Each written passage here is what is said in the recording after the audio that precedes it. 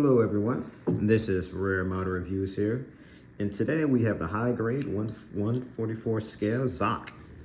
Now this is actually kind of a special kit to me, mainly because this is one of the very first, not just high grades, but model kits in general that I ever got. This thing is around 15 years old or so, yeah, it's not going to be the best shape, but I was kind of digging through some of my kits, trying to find something to review, honestly. And this thing seemed to be in decent enough shape. And it's pretty simple as well, so I figured, you know what, why not bang out a review this thing and see what we have here. So first of all, the color separation of this thing is actually top notch. It's not really anything you need to do with it. I mean, it is a pretty relatively simple kit. Just some yellows. It's kind of hard to describe, kind of reddish type color. This musty mold type green. I don't know how you describe this thing, but really we're just gonna it's gonna be a weird review to do too, but I want to say this thing came out around the time they started doing the Char's counterattack high grade, so that's when the high grade started to get a lot more detail and stuff. So for example, this thing doesn't have any accessories. I'm gonna go ahead and say that. However, what you can do is take off the top of the head there and reveal that it has like kind of an inner frame in it, which was like weird for a high grade. And also kind of has like this inner workings there. I think you guys can make that out decently. As you can see, there's kind of like this, I'm thinking these are thrusters, because you gotta get this thing airborne, right? So there's like these kind of like thrusters type of deal there. And again, this thing doesn't really have accessories, but one thing I want to point out is the bottom here. There is a little spot here you could put an action-based adapter with. The kit actually came with one, but again, this kit was at least 15 years old, so I don't know where that adapter is. It's probably around my shoebox, hopefully somewhere, but there's a lot of different stuff in there. Yeah, maybe eventually, because I did say I'm going to review the action-based. I'll go look for it, but the point is, there's a little space here for the action-based too. Same here for that side. You would just unplug that little piece there and replace it. Oh, okay, fell off. A tiny part you gotta put back in there, but anyway.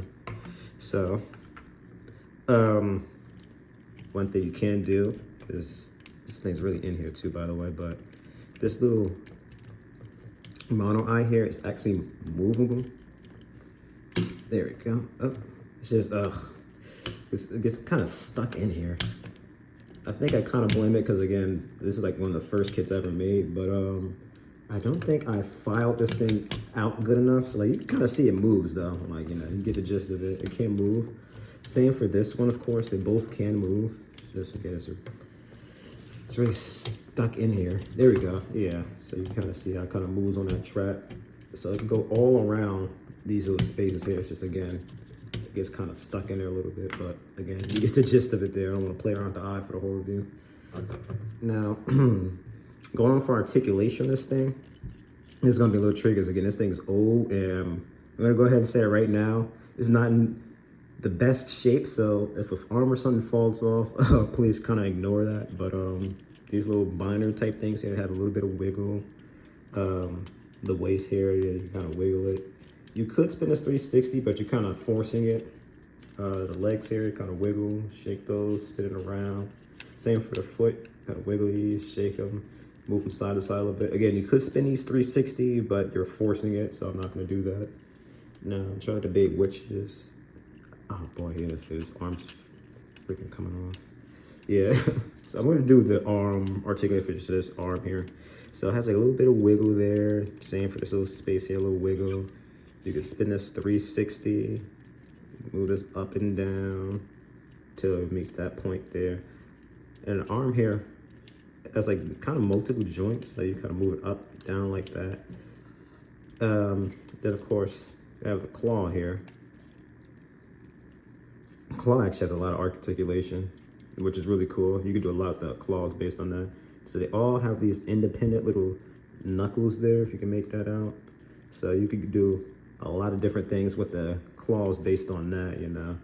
Kind of have it doing this like hooking type or grabbing almost type motion. You can kind of paint them together. You know, have like stabbing type of motions with it. Like it's really cool. Like I really love the claws on this now. I was very impressed with it then. I still am now. So there's a lot you can do with the claws with that.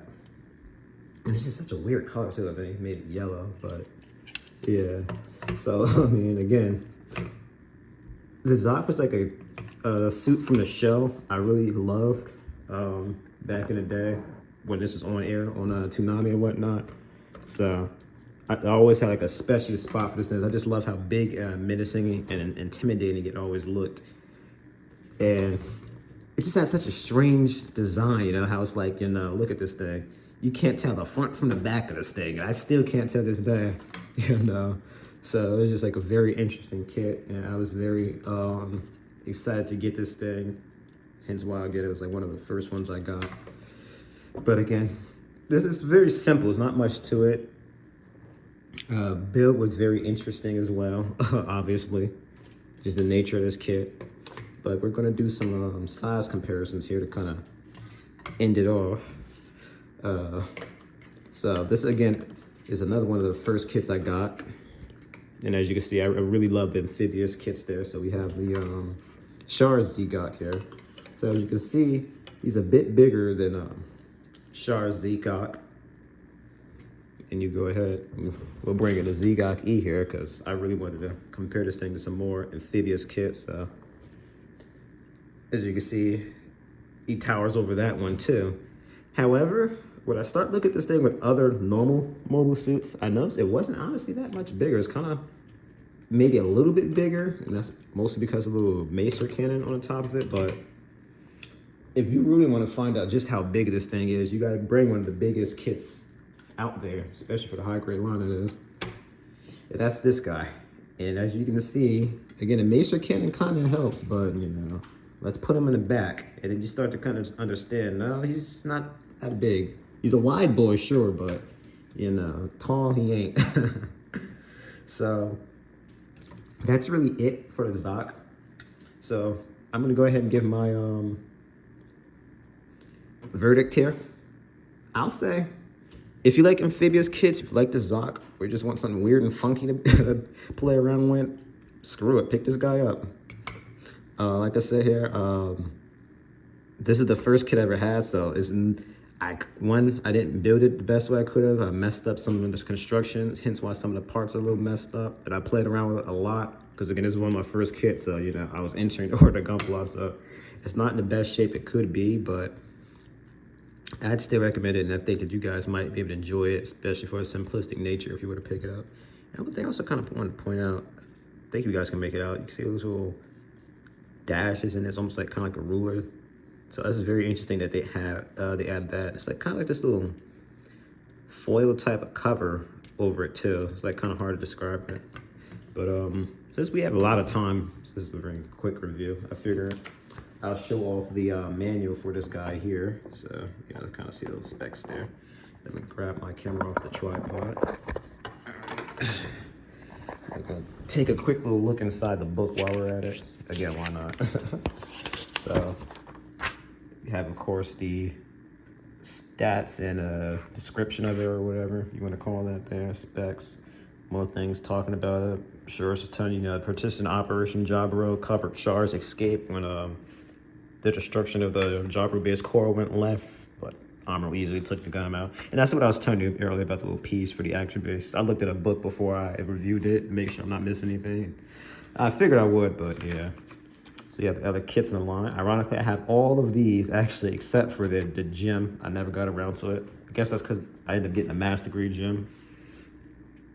I won't be able to review this high GOG. This thing is destroyed. It was a piece of crap anyway, though, trust me. I don't need to review that thing for me to tell you guys that. The GOG was in horrible, the GOG was a horrible kit. Couldn't really do much with it, and it's just the quote-unquote accessories of that thing weren't good. So I get a little idea what it was like building this thing, whatnot. Like I said, it was very interesting build here. Just like the way you constructed it. Yeah, the hands, I remember the hands are really strange building that. Then you have a little piece there to kind of keep it together. Man, it just like takes me back just looking at this. And like I remember I didn't even have the proper tools to really build these things. Just really, again, personified how bad I was at building these things back then. I was just like cutting things off the runners with these heavy duty scissors I had. I don't think I had an X-Acto knife. I'm getting that like a little bit later. Like, it's just like no wonder why a lot of my earlier kits are in shambles right now. But once again, guys, that is going to be it for this review here. Thank you so much for watching. Like, comment, and subscribe. And stay tuned for the next review.